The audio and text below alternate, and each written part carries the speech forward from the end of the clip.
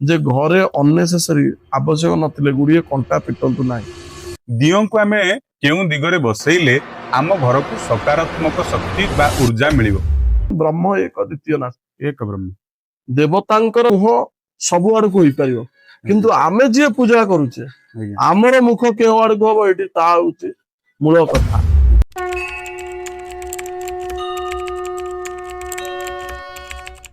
जय जगन्नाथ। मु श्रीयुक्त उमेश चंद्र पाढ़ी सत्य सनातन यूट्यूब चैनल रो उपस्थापक। आज मो संगे जी अछंती ग्लोबल एस्ट्रो फेडरेशन रो ऑल इंडिया चेयरमैन वरिष्ठ ज्योतिर्विद डॉक्टर मृत्युंजय दास महोदय। आमे समस्ते जीवनचर्या रे जीवन रो सर्वस्व पुंजी लगे गृह निर्माण करंती बा घर तैयारी करंती एवं घर खंडे तैयारी करी सारिबा परे एवं दियो बसैबा कथा मन रे आसे। आम समस्तंकर घर करिचे दियो बसैबा एवं गृहस्थ धर्म अनुसार जो शास्त्रीय प्रमाण आम सनातनी मानकर रही गृहस्थ धर्म रे दियो बसिले से दियोंकर मुह को पटकू रहिबे एवं ठाकुर घरे दियो जो बसिबे से किभଳି भाबे बसिबे ए संपर्क रे जो द्वंद्व रही आमे डॉक्टर दास ठारू पचारि बुझिबा। मु अनुनय रखिबी डॉक्टर दास को से संपर्क रे हमकु सविशेष सूचना प्रदान करिवे। नमः शिवाय समताय कारणत्रय हेतवे निवेदयामि चत्मानं तंगति श्री परमेश्वर। प्रथमतः एभली प्रयास करुथिबा सत्य सनातन चैनल को मु अशेष धन्यवाद प्रदान करुछि जे एभली गोटे सत्य वचन को लोकमानक सम्मुख रे से आज उपस्थापन करुछंती। जहाँ पंडित जी प्रश्न रही जे गोटे घर प्रस्तुत समय रे केउ स्थान रे दियों को बसैवा दरकार। दियों कहले कौन आम कहे ना दियों देवता तेणुक से देवता बा दियों बा जो ठाकुर बोली आम कहूचे से ठाकुर केउंटी बसिया आवश्यक से विषय रे आसंत आलोचना करिवा। शास्त्रीय प्रमाण कौन सब रही से कथा भी आलोचना करिवा।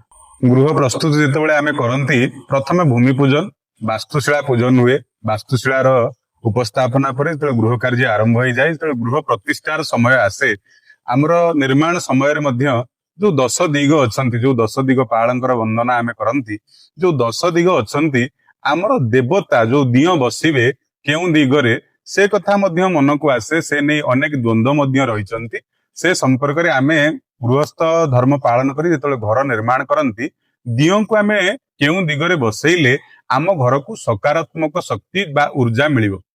सुंदर प्रश्न आपण पचारिचंती एवं आपणक प्रश्नर शेष कथारु आमे आरंभ करिवा। आपणक प्रश्नर शेष कथा थिला सकारात्मक शक्ति।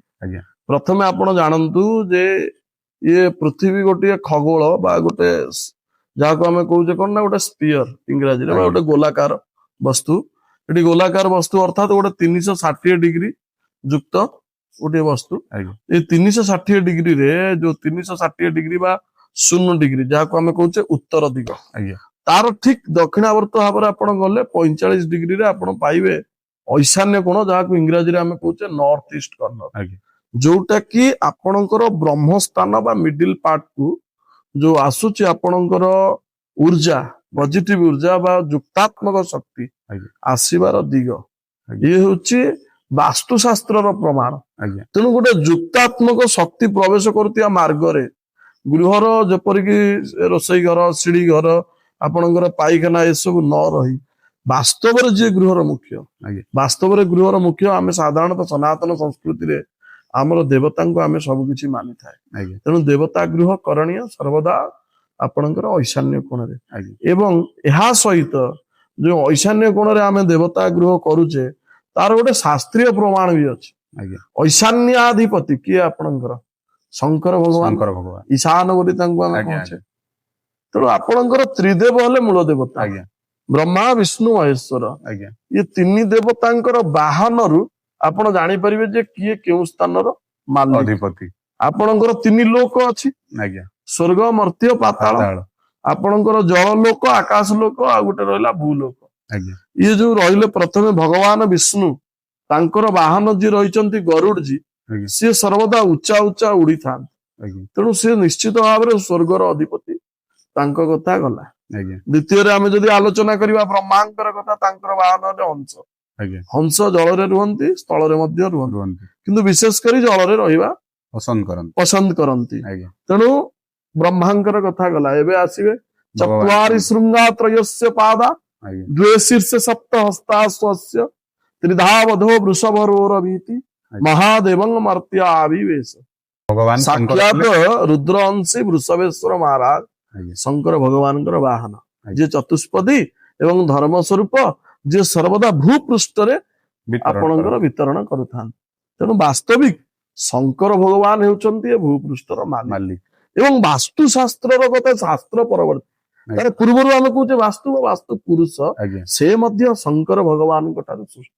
ଆଜ୍ଞା ତେଣୁ ଶଙ୍କର ଭଗବାନଙ୍କର ଯେପରି ଆମେ କହୁଛେ ଯୋଉ ରୁଦ୍ରାଷ୍ଟ ଅଧ୍ୟାୟରେ ପଢୁଛେ ଜ୍ୟେଷ୍ଠାୟଚ ଶ୍ରେଷ୍ଠାୟଚ ନମ କାଳାୟଚ ତେଣୁ ଜ୍ୟେଷ୍ଠ ଶ୍ରେଷ୍ଠ ହଉଛନ୍ତି ଶଙ୍କର ଭଗବାନ। ଭଗବାନ ଶଙ୍କର ତେଣୁ ତାଙ୍କୁ ଐଶାନ୍ୟ କୋଣ ବା ଅଗ୍ରସ୍ଥାନ ଦିଆଯାଇଅଛି। ଅଛି। ଇଏ ପ୍ରଥମ କଥା।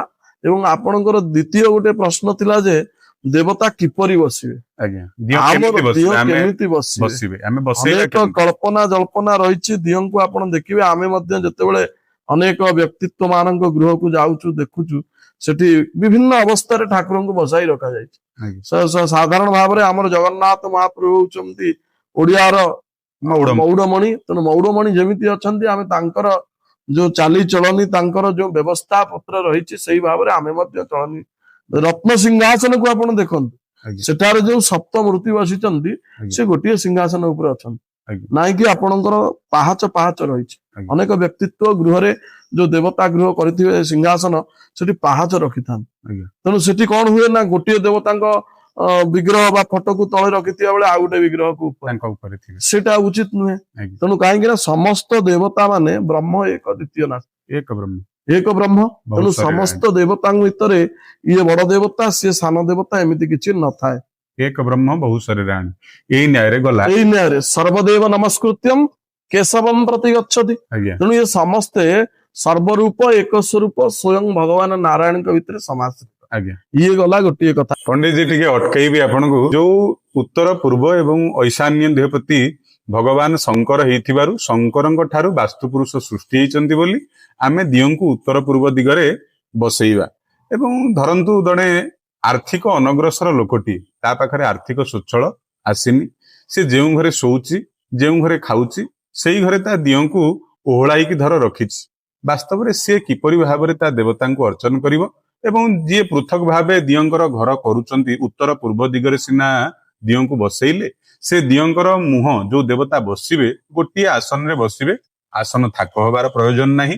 ଯୋଉ ଆସନରେ ବସିବେ ଦିଅ, ସେ ଦିଅଙ୍କର ମୁଖ କେଉଁ ଦିଗକୁ ରହିଲେ ଆମ ଘରକୁ ସକାରାତ୍ମକ ଉର୍ଜା ଆସିବ?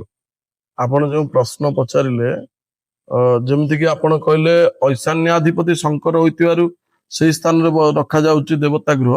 ତାଠାରୁ ଆହୁରି ଯଥାର୍ଥ କଥା ହେଉଛି, ଯେହେତୁ ପଜିଟିଭ ଉର୍ଜା ବା ଆପଣଙ୍କର ଯୁକ୍ତାତ୍ମକ ଶକ୍ତିର ପ୍ରବେଶ ଦିଗ ହେଉଛି ଐଶାନ୍ୟ କୋଣ, ତେଣୁ ଗୋଟେ ଯୁକ୍ତାତ୍ମକ ଯୋଉ ଶକ୍ତିକୁ ସେଇ ସ୍ଥାନରେ ଆମେ ଉପସ୍ଥାପିତ କରୁଛେ। ଆଜ୍ଞା ବା ଭଗବାନ ହେଉଛନ୍ତି ସବୁଠାରୁ ଯୁକ୍ତାତ୍ମକ ବା ପଜିଟିଭ ଏନର୍ଜି। ତେଣୁ ଆମେ ତାଙ୍କୁ ଆଜ୍ଞା ସେଇଠି ରଖୁଛେ। ସମ୍ପୂର୍ଣ୍ଣ ଗୃହ ବା ସମ୍ପୂର୍ଣ୍ଣ କ୍ଷେତ୍ରଟି, ବାସ୍ତୁ କ୍ଷେତ୍ରଟି ଯେପରି ଗୋଟିଏ ଯୁକ୍ତାତ୍ମକ ସକାରାତ୍ମକ ଶକ୍ତିରେ ଭରିକି ରହିବ। ଆଜ୍ଞା ଏବଂ ଦ୍ୱିତୀୟ କଥା ହେଲା, ଆପଣ ଯୋଉ କହିଲେ ଲୋକ ଅଛନ୍ତି ତାଙ୍କର ଗୋଟିଏ ଘର, ସେଇ ଘରେ କେମିତି ଠାକୁର ରଖିବେ। ଆଜ୍ଞା ସେଥିପାଇଁ ଆପଣ ଦେଖନ୍ତୁ, ଆପଣ ଯୋଉ କହିଲେ ଗୋଟେ ଟାଙ୍ଗି କରି ରଖିବେ ବା ଯାହା ବି କହିଲେ, ଆଜ୍ଞା ପ୍ରଥମତଃ ଐଶାନ୍ୟ କୋଣ ଏମିତି ଗୋଟେ ସ୍ଥାନ ଯୋଉଠି ବିନା କାରଣରେ, ମୁଁ ଏଇ ଭିଡିଓ ମାଧ୍ୟମରେ ଦର୍ଶକ ବନ୍ଧୁ ଆପଣମାନଙ୍କୁ କହିବି ଯେ ଘରେ ଅନନେସେସରି ଆବଶ୍ୟକ ନଥିଲେ ଗୁଡ଼ିଏ କଣ୍ଟା ପିଟନ୍ତୁ ନାହିଁ। ଆପଣ ଘରେ ଦେଖିବେ, ଯାହା ଘରେ ରିସର୍ଚ୍ଚ କରି ଦେଖନ୍ତୁ, ଆମେ ତ ଏଗୁଡା ଦେଖୁଛୁ, ଯାହା ଘରେ ଯେତେ ଅଧିକା ଅନାୟାସରେ କଣ୍ଟା କିଳନ ପୋତା ଯାଇଛି, ତା ଶରୀରରେ ସର୍ବଦା ସେତିକି ବିନା କାରଣରେ ପେନ୍ ହଉଥିବ ବିଭିନ୍ନ ସ୍ଥାନରେ। କାହିଁକି ନା ଆମ ଶରୀର ଯାହା, ପିଣ୍ଡ ଯାହା, ବ୍ରହ୍ମାଣ୍ଡ ଯାହା ଆପଣ ଭାଗବତ ଆଜ୍ଞା କୁହେ, ପିଣ୍ଡ ବ୍ରହ୍ମାଣ୍ଡ ଏକମତ ଜାଣନ୍ତି ସୁଜ୍ଞାନୀ ପଣ୍ଡିତ। ଯେମିତି ପିଣ୍ଡ ତତ୍ଵ ସେମିତି ବ୍ରହ୍ମାଣ୍ଡ ତତ୍ଵ। ଆମ ଶରୀରରେ ଯେମିତି ବିଭିନ୍ନ ମର୍ମ ସ୍ଥାନ ରହିଛି, ସେମିତି ଆମର ଆଜ୍ଞା ବାସ୍ତୁରେ ବହୁତ ମର୍ମ ସ୍ଥାନ ଅଛି। ଆଜ୍ଞା ସେ ମର୍ମ ସ୍ଥାନରେ ଯଦି ବିନା କାରଣରେ ଆପଣ ଛେଡଖାନି କଲେ, କିଛି ଭଙ୍ଗାରୁ ଯାଇ ସବୁ, ସେ ଆପଣଙ୍କୁ କ୍ଷତି ପହଞ୍ଚେଇବ। ଏବେ ଆପଣଙ୍କ ଆଉ ଗୋଟେ ପ୍ରଶ୍ନ ଥିଲା ଯେ କିପରି ରଖିବେ, କେଉଁ ଦିଗକୁ ମୁହଁ କରି ରହିବେ? ଆଜ୍ଞା ଗୋଟିଏ ଗୋଟିଏ କହୁଛି ଆପଣଙ୍କୁ। ଆଜ୍ଞା ଯେ କଣ୍ଟା ପିଟି ଠାକୁରଙ୍କର ଯୋଉ ଫଟୋ, ସେଥିରେ ଗୋଟିଏ ହୁକ୍ ଲାଗିଥିବ, ତାକୁ ଝୁଲେଇ ରଖିବାଟା ଏଇଟା ସମ୍ପୂର୍ଣ୍ଣ ଭାବେ ଗୋଟେ ଭୁଲ ଜିନିଷ। ଆଜ୍ଞା କାହିଁକି ନା ଦେବତା ଆମର ଉର୍ଦ୍ଧ୍ୱରେ, ଆଜ୍ଞା ନାଇଁ କି ଆମର ଅଧରେ। ଆଜ୍ଞା ଅନେକ ଲୋକ ଆପଣ ଦେଖିଥିବେ ଦେବତା ପୂଜା ବେଳେ ଏମିତି ଦିଅନ୍ତି, ଆଜ୍ଞା ହାତରେ କିଛି ଦ୍ରବ୍ୟ ଯାହା ଦଉଥାନ୍ତି ଆଜ୍ଞା ଏଇଟା ଭୁଲ। ଆମ ଠାରୁ ଯେ କ୍ଷୁଦ୍ର ନ୍ୟୁନ ଆମେ ତାଙ୍କୁ ଏମିତି ଦବା, ଏଇଟା ଆଶୀର୍ବାଦ ସୂଚକ। ହୁଁ। ଦେବତାଙ୍କୁ ଆମେ ଏଇଭଳି ଭାବରେ ଦବା ଦରକାର। ଇଏ ଯୋଉ ଆମର ଇଣ୍ଡେକ୍ସ ଫିଙ୍ଗର ବା ବିଶି ଆଙ୍ଗୁଠି ଇଏ ନ ଲାଗିବା ଦରକାର। ଆଜ୍ଞା ଏଇଟା ଦେବତା ତ ଅର୍ଚନ ଆପଣ- ବେଳେ ଅର୍ଚ୍ଚନା ଏ ବେଳେ। ଆଙ୍ଗୁଠିଟାକୁ ବ୍ୟତିରେକ କରି ଏ କରିବେ। ତିନୋଟି ଆଙ୍ଗୁଠିରେ ସମସ୍ତ କାର୍ଯ୍ୟ ହେଲେ ଭଲ। ଆଜ୍ଞା ଏବେ କଥା ରହିଛି କେମିତି ରଖିବା। ସେ କାନ୍ଥରେ ଗୋଟେ ପଟା ରଖି ଆଜ୍ଞା ବା କୌଣସି ପ୍ରକାର ଗୋଟେ ବିମାନ ଭିତରେ ଆମ ଦେବତା ଆପଣ ଜାଣିଥିବେ ପୂର୍ବ ଆଜ୍ଞା କାଳରୁ ଯୁଗ ପୂଜା ଯୁଗରୁ ଯୁଗ ଯୁଗରୁ ଆଉ ଗୋଟେ ବିମାନ ଦ୍ଵାରା ଭଗବାନଙ୍କର ଫଟୋ ରଖିପାରିବେ। ଆଜ୍ଞା ବାକି ରହିଲା ଅନେକ ଗୁଡିଏ ଫଟୋ ଆମେ ଦେଖିଥାଉ ଗୋଟେ ଗୃହରେ ଗୋଟିଏ ଦେବତାଙ୍କର ଏକାଧିକ ଫଟୋ ରହିଥିବ, ଏସବୁ ମଧ୍ୟ ଭୁଲ। ଆପଣ ଯଦି ଅଧିକ ଜାଗା ନାହିଁ, ଓଡିଶାର ମୌଡମଣି ହେଉଛନ୍ତି ଜଗନ୍ନାଥ ମହାପ୍ରଭୁ। ଏଇ ଯୋଉ ଚତୁର୍ଦ୍ଧା ମୂର୍ତ୍ତି ବିଗ୍ରହ ଆପଣ ଦେଖୁଛନ୍ତି ଗୋଟିଏ ଫଟୋ ଭିତରେ, ସେ 4 ଜଣଙ୍କ ଭିତରେ 14 ବ୍ରହ୍ମାଣ୍ଡ ହିଁ ସମାହିତ ହେଇଅଛି। ଆଜ୍ଞା ତେଣୁ ତାଙ୍କୁ ପୂଜା କଲେ ଗଣେଶଙ୍କ ନ୍ୟାୟରେ ଆପଣଙ୍କୁ ସବୁ ମିଳିଯିବ।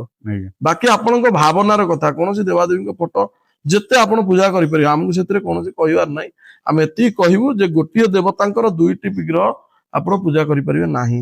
ଯଦି ଆପଣ କୌଣସି ମୂର୍ତ୍ତି ପୂଜା କରୁଛନ୍ତି, ତେବେ ସର୍ବଦା ଚେଷ୍ଟା କରନ୍ତୁ ଆପଣଙ୍କର ମୂର୍ତ୍ତିକୁ ସେଇଭଳି ଭାବରେ ସ୍ନାନ ଶୌଚ ତାର ଯୋଉ ରହିଛି 10ୋପଚାର 16ୋପଚାର ବିଧିରେ ପୂଜା ଅର୍ଚ୍ଚନା ପୂର୍ବକ ପୂଜା କରିବା ପାଇଁ। ପଞ୍ଚ ଉପଚାରରେ ମଧ୍ୟ ଆମେ ପୂଜା କରିବା। ପଞ୍ଚ ଉପଚାରରେ ଗୃହସ୍ଥ ପୂଜା ଗୃହସ୍ଥ ନିୟମରେ ଆପଣ କରିପାରିବେ ନାହିଁ ଯଦି କୌଣସି ବିଗ୍ରହକୁ ରଖୁଛନ୍ତି। ଆଜ୍ଞା ବିଗ୍ରହଙ୍କୁ ସଦା ସର୍ବଦା 10ୋପଚାର ଅତି କମରେ ପୂଜା କରିବା ଆବଶ୍ୟକ। ଯେମିତି ଆପଣ ପ୍ରତ୍ୟହ ସ୍ନାନ କରୁଛନ୍ତି, ଆଜ୍ଞା ବିଭିନ୍ନ ପ୍ରକାର ପ୍ରସାଧନ ସାମଗ୍ରୀର ବ୍ୟବହାର କରୁଛନ୍ତି, ବସ୍ତ୍ର ଆବରଣ ପିନ୍ଧୁଛନ୍ତି, ସେମିତି ଯେତେବେଳେ ଆପଣ ବିଗ୍ରହ ରଖି ପୂଜା କରିବେ, ପ୍ରଥମତଃ ଗୃହରେ ବିଗ୍ରହ ସଂସାରିକ କ୍ଷେତ୍ରରେ ବିଗ୍ରହ ପୂଜାର ବିଧାନ ନାହିଁ। ନାହିଁ। ଆପଣ ତାକୁ ସାମାଜିକ କ୍ଷେତ୍ରରେ ରଖି ମନ୍ଦିରରେ ରଖି ପୂଜା କରିପାରିବେ। ଆଜ୍ଞା ଏବେ ରହିଲା ଦିଗ, ଦେବତାଙ୍କର ଦିଗ ମୁହଁ ସବୁ ଆଡକୁ ହେଇପାରିବ, କିନ୍ତୁ ଆମେ ଯିଏ ପୂଜା କରୁଛେ ଆଜ୍ଞା ଆମର ମୁଖ କେଉଁ ଆଡକୁ ହବ, ଏଇଠି ତାହା ହଉଛି ମୂଳ କଥା। ଆଜ୍ଞା ଯେମିତି କି କଣ କହିଲେ ଆମର ଶାସ୍ତ୍ର, ଆଜ୍ଞା ପୂର୍ବ ବା ଉତ୍ତର ମୁଖମ କୃତ୍ୱା ପୂଜୟେତ୍। ଆଜ୍ଞା ତେଣୁ ଆପଣ ଯେତେବେଳେ ଦେବତାଙ୍କୁ ପୂଜା କରୁଛନ୍ତି, ପୂର୍ବକୁ କିମ୍ବା ଉତ୍ତରକୁ ଆପଣଙ୍କର ମୁଖ ହେବା ଦରକାର। ଅର୍ଥାତ୍ ଦେବତାଙ୍କର ମୁଖଟି ପଶ୍ଚିମକୁ ହୋଇଥିଲେ ଗୃହକର୍ତ୍ତା ଏବଂ ଗୃହସ୍ଥ ସମସ୍ତ ବ୍ୟକ୍ତିଙ୍କ ପାଇଁ ଅତୀବ ଆନନ୍ଦଦାୟୀ ହୋଇଥାଏ। ଆଜ୍ଞା ମୋର ଆପଣଙ୍କୁ ଶେଷ ପ୍ରଶ୍ନ ରହିବ। ଆମେ ସମସ୍ତେ ଘରେ ଅନେକ ଜାଗାରେ ଆମେ ଦେଖିଛେ ଯେ ସ୍କାଇଲାଇଟ ରେ ମହାପ୍ରଭୁଙ୍କ ଫଟୋ ଥିବ, ଏବଂ ଅନେକ ଜାଗାରେ ମାନେ ଅନାବଶ୍ୟକ ଜାଗାରେ ଆମେ ଦିଅଙ୍କୁ ଘରେ ଇତସ୍ତତ ଭାବେ ରଖିବାର ଦୃଶ୍ୟ ଦେଖିଛେ। ଚାବି ଲକେଟ, ଚାବି ଲକେଟ ରେ ଥିବ ଏବଂ ଗଡରେଜ ର ଯୋଉ ତାଲା ଚାବି ମିକ୍ସଚର ଜରିରେ ବି, ଆଉ ଆପଣ ବି ଦେଖୁଛନ୍ତି ଆପଣଙ୍କର ଟ୍ରକ୍ ବସ୍ ବିଭିନ୍ନ ସ୍ଥାନରେ ଆଜ୍ଞା ଯୋଉଠି ନା କୋଉଠି ପ୍ରଭୁଙ୍କର ଚିତ୍ର ଅଙ୍କା ଚିତ୍ର ହଉଛି। ଅଙ୍କା ହଉଛି। ଏ ଇଏ- ସମ୍ପର୍କରେ ଆପଣଙ୍କର କଣ ମତ ରହିବ? ମୋର ମତ କଣ ରହିବ, ଏଇ ସତ୍ୟ ସନାତନ ଚ୍ୟାନେଲ ତ ସେଇଥିପାଇଁ ଯେ ଲୋକମାନଙ୍କ ପାଖରେ ପ୍ରକୃତ ସତ୍ୟ ପହଞ୍ଚୁ ଆଜ୍ଞା ଏବଂ ସନାତନ ଧର୍ମର ପ୍ରକୃତ କଥା ପହଞ୍ଚୁ, ଆଜ୍ଞା ଯାହା ଆମେ ଆଲୋଚନା କରୁଥିଲୁ। କରୁଛି ଆଜ୍ଞା ଏବଂ ଆପଣ ମାନେ ମଧ୍ୟ ଜାଣନ୍ତୁ, ମୁଁ ଯେତେବେଳେ ପହଞ୍ଚିଲି, ମୁଁ ପଚାରିଲି ଆପଣଙ୍କର ଉଦ୍ଦେଶ୍ୟ କଣ, ମିଶନ ଭିଜନ କଣ? ସେତେବେଳେ ସେମାନେ କହିଥିଲେ ଯେ ସନାତନ ସଂସ୍କୃତିର ସତ୍ୟତାଟାକୁ ଆମେ ଉପସ୍ଥାପନ କରିବାକୁ ଚାହୁଁଛୁ। ଆଜ୍ଞା ତେଣୁ ଯେତେବେଳେ ଶେଷ ପ୍ରଶ୍ନ ମତେ ପଚାରିଛନ୍ତି, ଆଜ୍ଞା ପଚାରିଛନ୍ତି, ମୁଁ ନିଶ୍ଚିତ ଭାବରେ ଉତ୍ତର ଏହା ରଖିବି ଏବଂ ଆପଣମାନଙ୍କୁ ମଧ୍ୟ ଅନୁରୋଧ କରିବି ଯେ ଆମେ ଯଦି ସମସ୍ତେ ଚାହିଁବା, ଆଜ୍ଞା ପ୍ରତ୍ୟେକ ସନାତନ ବ୍ୟକ୍ତି ଚାହିଁବା, ତେବେ ଏ ଜିନିଷର ଯୋଉ ପ୍ରକାରର ଦୁର୍ବ୍ୟବହାର କରାଯାଉଛି ଭଗବାନଙ୍କୁ, ଆଜ୍ଞା ଅସତ ଆଚରଣ ବି କହିଲେ ଖରାପ ହବ ନାହିଁ, ଆଜ୍ଞା ସେ ଜିନିଷର ପରିସମାପ୍ତି ଘଟିବ। ଆଜ୍ଞା ବାସ୍ତବରେ ଆପଣ ଯେତେବେଳେ ଯାହାଙ୍କୁ ଭଗବାନ ବୋଲି ଚିନ୍ତା କରି ପୂଜନ କରୁଛନ୍ତି, ଆଜ୍ଞା ଯେମିତି ଆପଣଙ୍କୁ ଆପଣଙ୍କ ଗୃହରେ ଗୋଟେ ଆପଣଙ୍କୁ ଆପଣଙ୍କ ବେଡରୁମ ରେ ରହିଲେ ବା ଶୟନ କଲେ ଶାନ୍ତି, ସେମିତି ଈଶ୍ୱରଙ୍କର ଦିଅଙ୍କର ଘର ଗୋଟେ ଅଛି, ଆଜ୍ଞା ସେଇ ଘରେ ଦିଅଙ୍କୁ ରଖିଲେ ବା ତାଙ୍କ ବିଗ୍ରହକୁ ରଖିଲେ ଉତ୍ତମ। ଆଜ୍ଞା ଆପଣ ତା ବଦଳରେ ଯଦି ସ୍କାଇଲାଇଟ, ଆପଣଙ୍କର ଘର ଆଗରେ ମାର୍ବଲ, ଆଜ୍ଞା ମାର୍ବଲ ର ମୂର୍ତ୍ତି ଆମର ସନାତନ ସଂସ୍କୃତିର ପରମ୍ପରାରେ ନାହିଁ। ନାହିଁ ମାର୍ବଲ ତ ନୁହେଁ, ଆପଣ ଯୋଉ କହିବାକୁ ଚାହୁଁଛନ୍ତି ଟାଇଲାରେ ଆଜ୍ଞା ପ୍ରସ୍ତୁତ ପ୍ରଭୁଙ୍କର ଫଟୋ ବିଗ୍ରହ, ଆଜ୍ଞା ଏସବୁ ଆପଣ ମାନେ କରନ୍ତୁ ନାହିଁ। ଆ ଦ୍ଵାରା କଣ ହୁଏ, ନକାରାତ୍ମକ ଶକ୍ତି ଆପଣଙ୍କ ଗୃହକୁ ପ୍ରବେଶ କରେ ଏବଂ ବିଶେଷ କରି ଘରେ ସର୍ବଦା କଳହ ପରସ୍ପର ଭିତରେ, ଆଜ୍ଞା ଶୀତଳ ଯୁଦ୍ଧ ଏବଂ ଏତତ୍ ସହିତ ଆପଣଙ୍କ ଘରେ ସଦା ସର୍ବଦା କାହାର ନା କାହାର ଆପଣ ଦେଖିବେ କ୍ରୋନିକାଲ ଡିଜିଜ କଣ୍ଟିନ୍ୟୁ ଚାଲିଥିବ।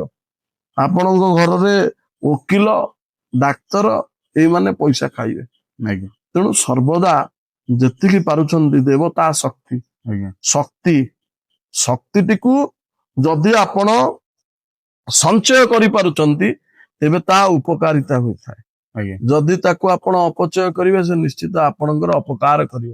ଆଜ୍ଞା ତେଣୁ ନିଶ୍ଚିତ ଭାବରେ ସତ୍ୟ ସନାତନ ଚ୍ୟାନେଲ ମାଧ୍ୟମରେ ଆପଣ ମାନଙ୍କୁ ଅନୁରୋଧ କରିବି ଯେ ଦେବତା ଗୃହରେ ଦେବତାଙ୍କୁ ରଖି ପୂଜା କରନ୍ତୁ। ଅନ୍ୟତ୍ର କୌଣସି ସ୍ଥାନରେ ଯେମିତି କି ଗାଡି ଆଗରେ କୋଉଠି ବି ଯାହା ଆମେ ଦେଖୁଛେ ଏଇଭଳି ଯଦି କିଏ କରୁଛନ୍ତି ବା ଆପଣ ଯଦି ଆୱାରନେସ ହୋଇନାହାନ୍ତି କରୁଛନ୍ତି ତେବେ ସେଟା କରନ୍ତୁ ନାହିଁ। ଜୟ ଜଗନ୍ନାଥ। ଯାହା ହଉ ଧନ୍ୟବାଦ ଆଜ୍ଞା, ଆଜ୍ଞା। ଡକ୍ଟର ଦାସ। ଆମେ ଆଜି ଜାଣିଲେ ଘରେ ଯୋଉ ଦିଅଁ ବସେଇବା ସେ ଦିଅଁଙ୍କୁ କେଉଁ ଦିଗରେ ରଖିବା, ଦିଅଁଙ୍କର ମୁହଁ କେଉଁଠି ରହିବ ଏବଂ ଯୋଉ ଇତସ୍ତତ ଭାବେ ଆମେ ମାର୍ବଲ ଏବଂ ଚାବି କଡିଆ ଘରେ ଶୋଇବା ଘରେ ଯୋଉ ଆମେ ଦିଅଁଙ୍କୁ ରଖୁଛେ ସେ ସ୍ଥାନରୁ ଦୂରୀଭୂତ ହବା। ଇଏ ଥିଲା ଆଜି ଗୃହସ୍ଥ ଧର୍ମରେ ଭଗବାନଙ୍କର ସ୍ଥାନ ଏବଂ ଭଗବାନଙ୍କୁ ଅର୍ଚ୍ଚନ କରିବାର ବିଧି। ରହୁଛି। ଧନ୍ୟବାଦ। ଜୟ ଜଗନ୍ନାଥ। ଜୟ ଜଗନ୍ନାଥ।